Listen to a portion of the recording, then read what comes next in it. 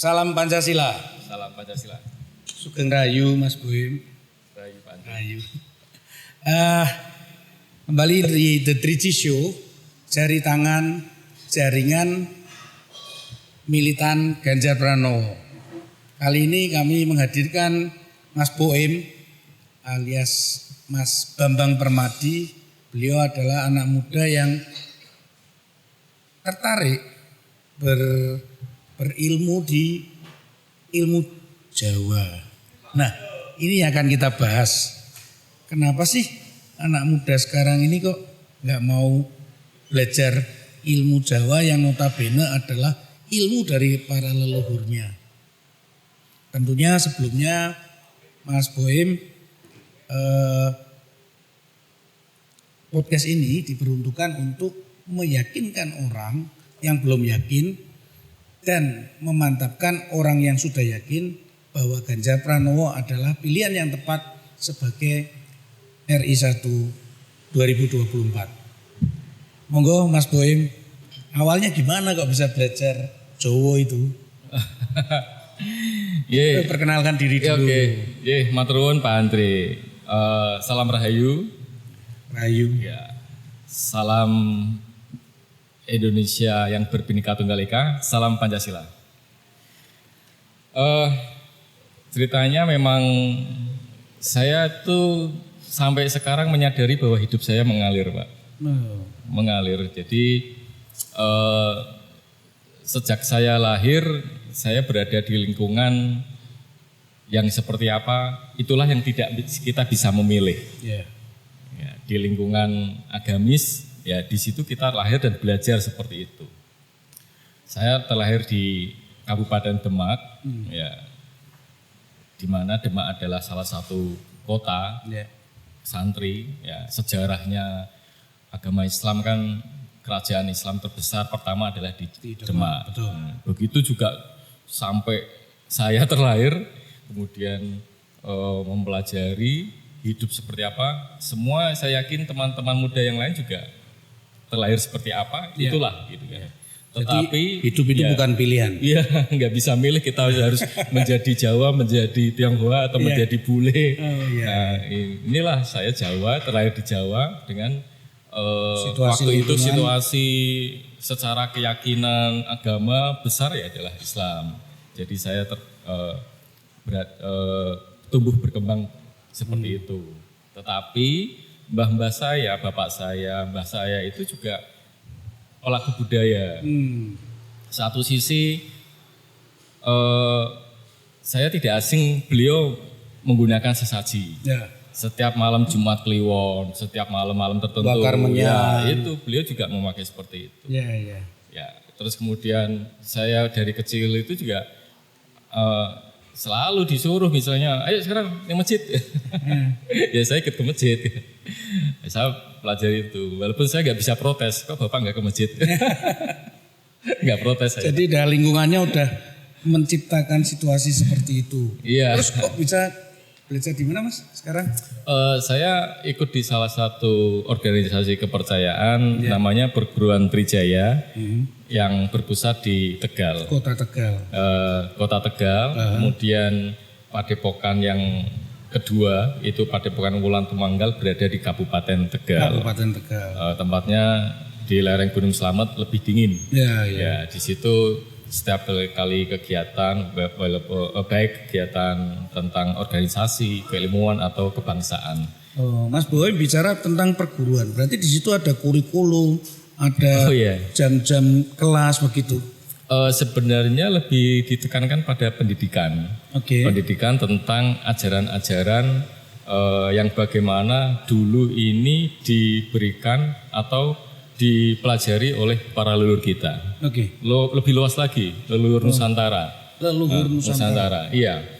Terus kemudian penggunaan bahasa lebih pada bahasa Jawa. Karena leluhur kami ini yang kita ikuti tentang ajarannya, tentang peradabannya, yaitu dari leluhur Jawa. Dari leluhur Jawa.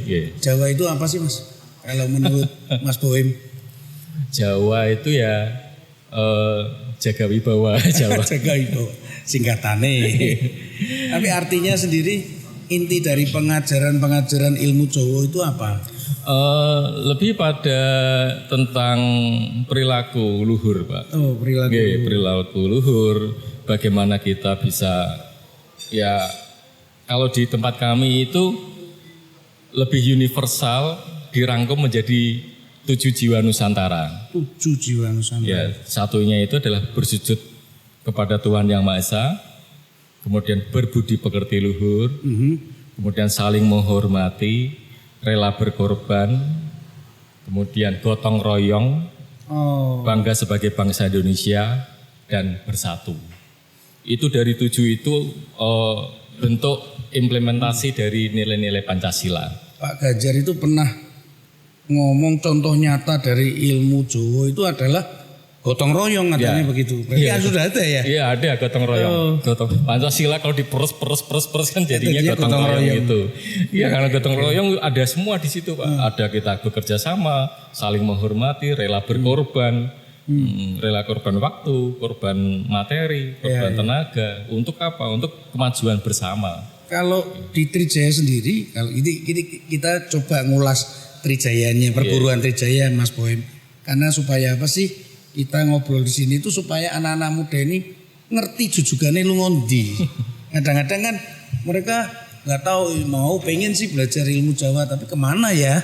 Nah, itu ada kurikulumnya nggak? Ada dosen guru-gurunya? Atau sifatnya apa namanya? Nggak tentu gitu atau ada jadwal khusus?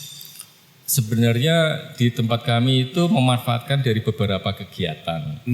Kegiatan bersifat tahunan, bulanan, atau selapanan itu ada. Oh gitu. Kegiatan setahun sekali ya misalnya ada suro.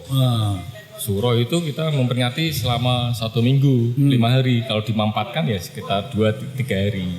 Itu berbagai macam kegiatannya. Nah di dalam kegiatan itu sela-sela itu ada pendidikannya.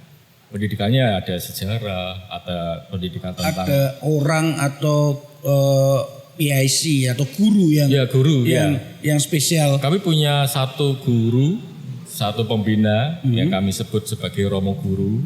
Terus kemudian ada namanya kakak seperguruan, ada senior. Senior ini yang juga sebagai tangan kanan Romo Guru untuk memberikan pelatihan-pelatihan, pendidikan-pendidikan. Ada pendidikan-pendidikan, mentor. Medar Sabdo. Kita ada pendidikan, ada di tempat kami ada pendidikan kanuragan. Ada pendidikan Jawa pernah, ada pendidikan Jawa itu kita mempelajari bagaimana menulis Jawa, bagaimana kita berbahasa Jawa, kemudian berbusana Jawa. Termasuk dulu saya tidak bisa pakai beskap, jari itu tidak bisa, tapi ada pendidikan itu kita bisa. Dan setiap sebulan sekali ritual kita memakai beskap, jadi saya harus bisa pakai sendiri. Ritualnya ada pakai beskap. Ada setiap Jumat Legi itu. Jumat Legi ada namanya. Jumat Legi, Pak. Berarti Kamis malam ya? Ya, Kamis malam kita pakai beskap, yang perempuan pakai kebaya. Karena di Jawa itu hari itu berganti setelah jam 6 sore. Ya, benar ya? Setelah surup. Setelah surup. Surup jadi setelah sandikolo. Ojo lunga ya, lungone kapan? Engko bar surup gitu. Kalau sebelah sini kan kadang pakai bahasanya maghrib. Tapi tempat kami lebih pakai penggunaan bahasa. Kalau maghrib nanti kan itu waktu untuk agama-agama di tetangga sebelah. Artinya Mas Boim, di Padepokan di perguruan Trijaya itu ada jadwal khusus, artinya kalau tanggal sekian sampai tanggal sekian ini adalah pendidikan ilmu tentang sejarah gitu, ada biasanya kita ada jadwal Pak. Nah, dan jadwal itu kita ini menyesuaikan. Dan orang yang mau ngambil pelajaran itu orang-orang khusus atau orang umum? Ada persyaratan khusus dan persyaratan umum. Misalnya kalau pendidikannya khusus, misalnya gini, Nun Sewu, ada pendidikan HSI Pak. HSI? Ya, itu yang boleh hanya yang sudah menikah. HSI itu singkatan dari hubungan suami istri. Ada pendidikannya? Ada. Jadi caranya benar keliru. Iya, supaya ini kan kita menikah, kemudian untuk meneruskan keturunan, itu kan kita ingin supaya berkualitas. bibitnya unggul. Ora untuk main-main. Iya toh. Ya kita harus doa pasti, kemudian tata caranya ini, tata cara ini, kemudian apa yang kita sebutkan. Terus nyun sewu kalau pada saat klimaks itu apa yang mau disampaikan. Wah, wangel iku. Iya itu makanya ada pendidikannya Pak, ada pendidikannya. Supaya ya sebenarnya itu hanya karena kebiasaan. Betul. Kalau sebelum pendidikan itu kita kan asal keluar gitu ya. Tapi antusias. Ini dewasa ya, asal keluar ya. Tapi setelah pendidikan itu kita coba akhirnya bisa. Jadi di situ malah bisa mengatur ritme. Ternyata pendidikan seks itu tidak hanya dipelajari oleh dunia sana-sana, tapi dan namanya Kama Sutra, tapi di Jawa sendiri juga dipelajari. Sebetulnya ada. Nah, itu dia yang saya dapatkan dari pendidikan ini. Ternyata leluhur kita punya tata cara itu. Secara waktu juga punya tata cara, Pak. Jadi tidak setiap malam itu bisa. Malam ini, malam petonan, malam Jumat Kliwon, malam tertentu. Ini kita harus puasa. Menahan diri. Nah, kita bisa di malam ini. Itu jadi, tergantung wetonnya atau ada? Jadi memang ada ini yang hari secara umum, ini secara khusus karena secara khusus beda-beda tiap orang. Beda-beda. Ini weton saya, weton istri, weton anak gitu. Nah, itu dipakai untuk permintaan, sujudan, doa. Jadi dipisah. Nanti kalau ada hari yang lain, ini longgar nih. Boleh janjian nanti malam ya gitu kan. Jadi terasanya itu kayak kangen gitu ya. Rasanya tuh berkualitas. Kita tidak setiap malam karena biasanya kalau terlalu sering itu kan malah. Nah, kita diatur oleh itu, diatur oleh ritme itu supaya karena dengan keteraturan itu akhirnya membentuk kita menjadi lebih sabar, lebih bisa mengendalikan. Kemudian pengendalian terutama itu. Karena pengendalian yang biasanya terberat kan itu orang makan, nafsu makan, nafsu itu biasanya pengendaliannya di situ yang kebanyakan. Artinya selama jenengan di perguruan Trijaya itu melihat banyak nggak sih anak-anak muda kita, ya paling nggak sekitar Tegal itu mau belajar nggak sih? Atau banyakan orang luar malah? Ya itu biasanya memang di sekitar Tegal ada beberapa, tapi memang di biasanya lebih gaungnya lebih besar itu memang di luar. Malah di luar. Iya. Di luar daerah atau di luar Jawa? Di luar daerah Tegal. Ada juga murid-muridnya yang dari luar Jawa ya katanya. Karena di Trijaya itu ada 9 daerah kalau nggak salah. Oh, ada 9 daerah. Daerah Jakarta, Riau juga ada, daerah Semarang, Jogja, Karanganyar, Purwodadi. Terus sekitar Tegal ada Pemalang, Tegal sendiri, Brebes. Bukan perwakilan toh, tapi ya, itu daerah. Daerah. Jadi kalau misalnya ada orang yang mendaftar, ada murid, bahasa kami itu putra. Putra daerah Tegal, yaitu wilayah. Itu mau sekolah di situ bayar nggak sih? Ya itu atau ada sasukae. Ya itu memang ada namanya rutin bulanan itu untuk perawatan bulan Tumanggal. Ada padepokan yang boleh kita rawat. Ada boardingnya. Ada tempat tidurnya asrama. Ada. Ada namanya Palereman, Pak. Palereman untuk tempat kita tidur. Sekarang berapa siswanya, muridnya? Atau putranya? Putra itu kalau dari si nomor kan kita ada KTA, kartu tanda KTP dan kartu tanda putra. Itu angkanya sekitar 3.000-an. Sudah 3.000. Sudah 3.000. Berarti kan sejak pertama ya. Tapi yang sekarang yang aktif itu berdidik kisaran di situ 500-an. 400-500. Gede tempatnya. 500. Ya itu dari berbagai daerah, Pak. Nanti kalau kegiatan besar itu suro, biasanya banyak disuruh. Nanti ngumpulnya di situ. Kalau kegiatan bulanan ya hanya beberapa, misalnya yang datang, yang dekat atau yang terjangkau. Itu yang ditakutkan itu dalam ilmu Jawa itu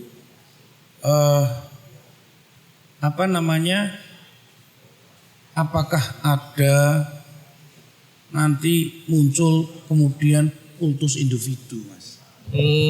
Seringnya kan begitu. Kemudian gurunya dianggap kok dewa ngono. Kalau di Trijaya ya kita menghormati guru itu sebagai bapak juga.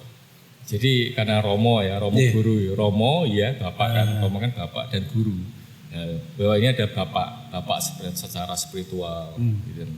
Jadi beliau itu kita anggap sebagai orang tua sendiri. Ya karena beliau yang memberikan kita pelajaran. pendidikan. Bagaimana tata cara kita menyembah terhadap Tuhan Yang Maha Esa melalui kepercayaan. Ya. Ini peninggalan leluhur. Kita ini kan kalau boleh dikatakan Mas Boim, kepercayaan penghayat ini bukanlah merupakan pesaing daripada agama-agama yang sudah ada. Bukan pesaing lah kalau kita ngomong, kelasnya bukan pesaing. Tapi bagaimana caranya teman-teman di penghayat ini supaya bisa memberikan penjelasan kepada generasi muda tentunya ya toh, yang nantinya akan membawa kebudayaan atau membawa Jawa ini menjadi lebih baik.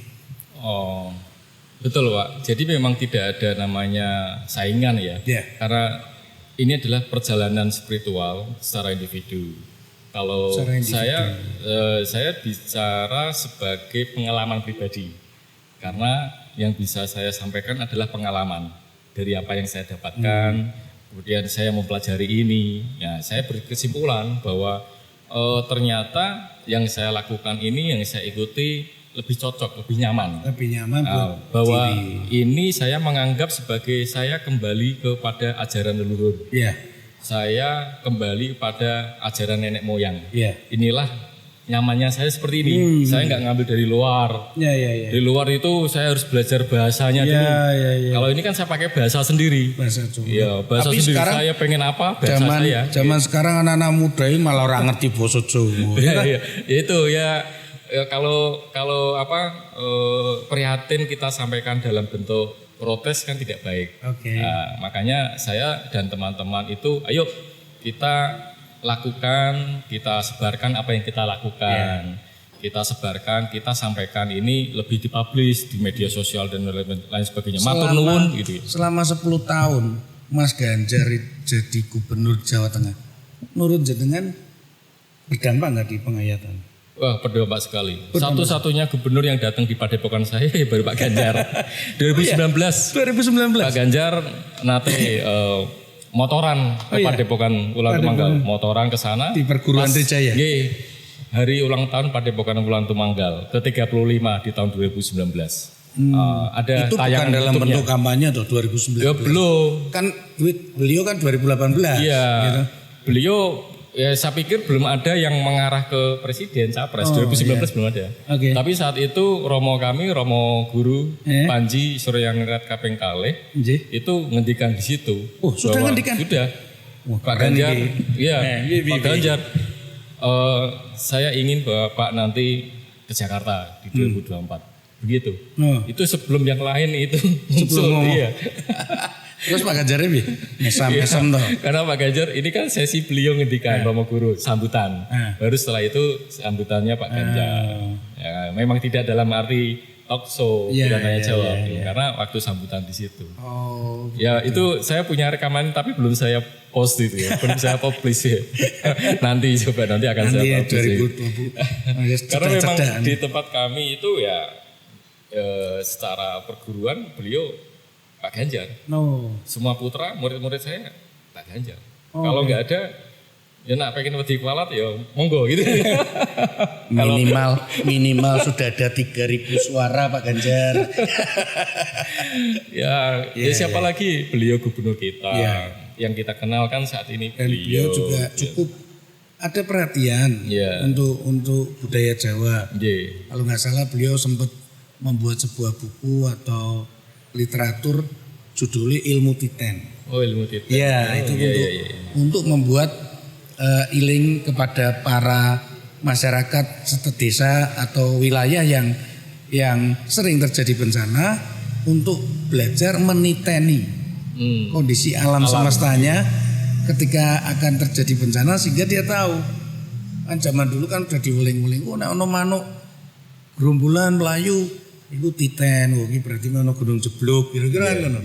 Gitu tuh Mas Boim. Betul Pak, ilmu titen itu Kalau Mas Boim sendiri ada pesan nggak buat Pak Ganjar? Ini ya kan kita tahu, kita tetap berharap dan memang kalau memang Kasepuhan sudah ngendiko bahwa beliau nanti jadi Presiden RI 2024. Ya setidaknya kita ngawali dengan pesan-pesan. Monggo Mas Boim. matur nuwun Pak Andreas. Sebenarnya yang menjadi pesan khusus itu ya tidak ada, Pak. Karena kita yakin beliau punya program-program khusus terutama untuk kadang-kadang penghayat kepercayaan ini bahwa kemana ini nanti akan digolongkan. Hanya masih ikut menjadi kebudayaan atau ikut di Kementerian Agama.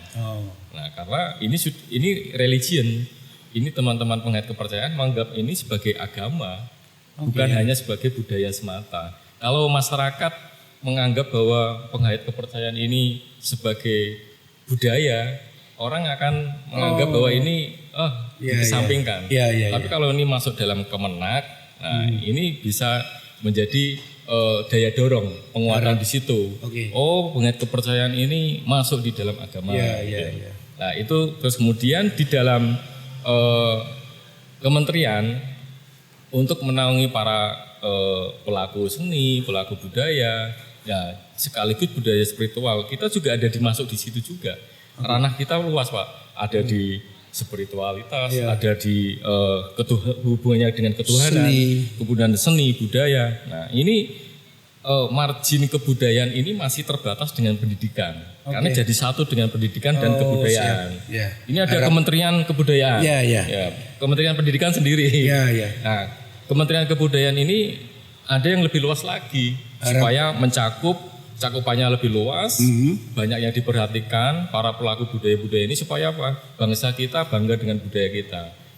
Programnya juga tepat dengan Trisakti Bung Karno yang ketiga, berkepribadian dalam kebudayaan. Nah, budaya ini harus kita kuatkan. Berarti Pak Ganjar kalau bisa mohon nanti ketika jadi presiden penghayat kepercayaan ini masuknya ke Kementerian Agama, Tapi tetap jangan dibuang itu divisi di dalam pendidikan dan kebudayaan, tetap ada budaya Jawa. Ngoten nggih. Ya, kita sama-sama semakin bersemangat ini Mas Boim supaya mencapai membawa Pak Ganjar Pranowo untuk bisa jadi RI 1. Gusti paring kesempatan. Itu Tentang bahasanya Pak, bisa saya tambahi. Semoga. Ya, tentang ini bahasa itu juga pengaruh Pak. Jadi kita itu sebagai masyarakat Jawa ya harus bangga dengan Jawa kita. Orang bilang kan, wong Jawa aja lali Jawane, gitu kan. Piye kabare? Syukur dumateng Gusti. Pangestunipun sae. Itu orang Jawa gitu. Enggak bla bla bla bla itu menyangkut agama gitu.